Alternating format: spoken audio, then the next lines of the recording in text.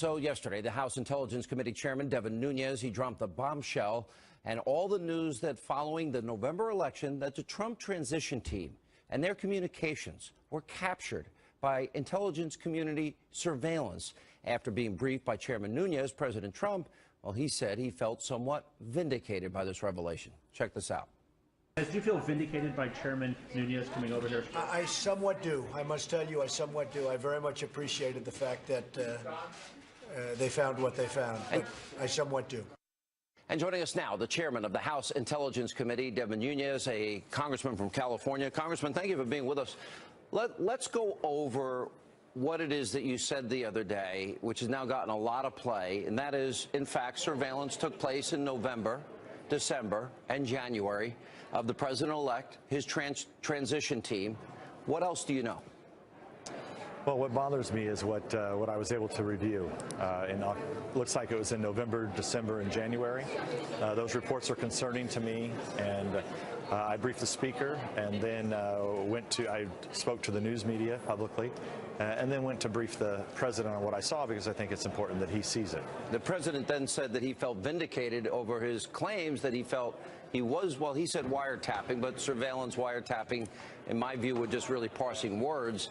But he was picked up, at least in an incidental way. Can you give us more detail about it? Well, it's tough for me to get into it, right, because I've only read the report, so I don't know all the intelligence that went into it. But to me, it's clear that I would be concerned if I was the president, and that's why I wanted him to know.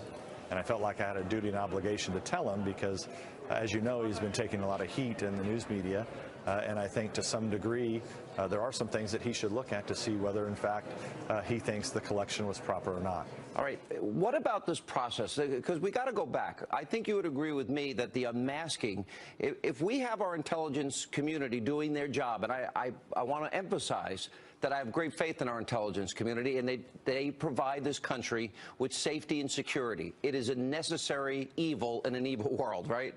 But in the process of surveilling anybody from any foreign country, which they have a right to do and an obligation to do, if an American is picked up on that call, isn't it standard operating procedure, sir, that they don't unmask the identity of the American, doesn't matter who it is, and that when they write up the report, they usually would not include the name of that person or details? They would minimize what they actually say the American is saying. Isn't that standard operating procedure? Right, I think there's a couple different issues at play here. So names, for sure, if they're picked up in any incidental collection of any kind, they should be minimized. However, the other issue you're bringing up is unmasking. So if there was an unmasking of a name, additional names, we need to know who requested that unmasking, what was the purpose for unmasking, because it should be pretty rare that American names are unmasked. And that's what we're trying to get to the bottom of, and we're hopeful that we get some of the information tomorrow so that the rest of our committee can review it. And then that would also mean that in the case of General Flynn, not only did an unmasking take place, but also an intelligence leak, which, as I understand it, never happens in a case where signal intelligence such as this is, in fact, obtained. Is that correct? Yeah, I've never heard of that happening before, and as I've said many times, the only crime that we know has been committed here is that one, and it's quite clear that it was a crime. And, you know, look, I think you said it right, Sean. These programs are vitally important to the security of our country, and that's why we take this seriously here in Congress, but to conduct our oversight. And clearly, when I see a problem, I'm going to point it out. And in the case of any type of leak, that would be a violation of the Espionage Act. That would be a felony. That would be 5 years potentially in prison. That's correct. And that it appears like that happened, right? I mean, we won't know until we got all the details, but from my perspective, it appears like that was a crime. Then that raises another question, because you talked about it being widely dispensed within the intelligence community, meaning many people saw the surveillance of the president-elect and his transition team, and they were identified.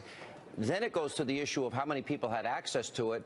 2 weeks before President Obama left office, he modified Executive Order 12333, which allowed the sharing of this type of intelligence, which had never happened before, with 16 other agencies. Is there a possibility that was done so that leaks could be covered up, sir? Well, in the reports that I read, they were clearly disseminated far and wide, and I don't think it actually has anything to do with the change in that procedure. But what I saw was disseminated pretty far, and in many cases you have to wonder why, which is why I raised the question. But prior to that modification of Executive Order 12333, it was not usual practice to widely disseminate. So certainly they had to look. If this happened in November and December, that didn't happen until January, the alteration of 12333. Is there anybody that you saw that had dissemination of these documents? Well, I just want to be, I don't want to get in the weeds here, Sean. I don't believe that change impacted what I saw. Okay. But with that said, I will say that the dissemination was pretty far and wide.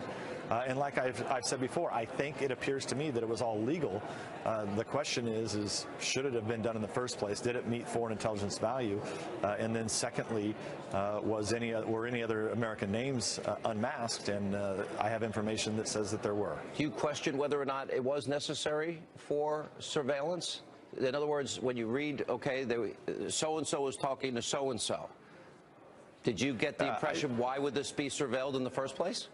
Look, I think there is, in a lot of what I saw, there is a lot of foreign intelligence value. I mean, look, our analysts do a really good job. Our intelligence agents do a great job. And so, you know, what it was on the margins. There were things that I'm just not sure it should have been included into an intelligence report. And then surely there shouldn't have been an unmasking of additional Americans' names. Congressman, did you see any legal issues that would worry the president in any way, shape, manner, or form? No, and I've said that too. What I saw had nothing to do with Russia. This has nothing to do with the Russia investigation. But it was important enough that I thought the President of the United States should know what is being said about him and his transition team. The FBI director did confirm, now it is usual practice, and I've heard James Comey say it itself, that they don't comment on potential or ongoing investigations. He did confirm an investigation into Russian influencing of the election, but he wouldn't confirm. Right. He wouldn't confirm whether or not there will be an investigation, and you pressed him hard on the issue of whether or not those people leaking intelligence, whether that's being investigated. It seems to me that the FBI director shouldn't be able to have it both ways. Yeah, I mean, look, the leak investigation or lack of a leak investigation is quite concerning. We need to make sure that these leaks are being tracked down, and it's part of our investigation is to make sure that we do try to find who was at least knowledgeable of the information that eventually got leaked. One last question. In terms of the ability, if you look at the leak of General Flynn, we know that's a felony. You agree that's a felony. Mm-hmm. Is this something that would have to come? Could this happen at a low level, or is this something that would have to happen at a very high level, meaning a director or just below a director? In other words, who would actually have access to that type of intelligence? Well, if we do expect that his name was unmasked, I think the key would be able to figure out who actually unmasked the name and who requested that unmasking. There has to be a record of that. Once we can get a hold of that, we'll know a lot more from there. Yeah, and so do you suspect then that people will go to jail over this? Well, once you understand who did the unmasking, then you have to know who it was pushed down to.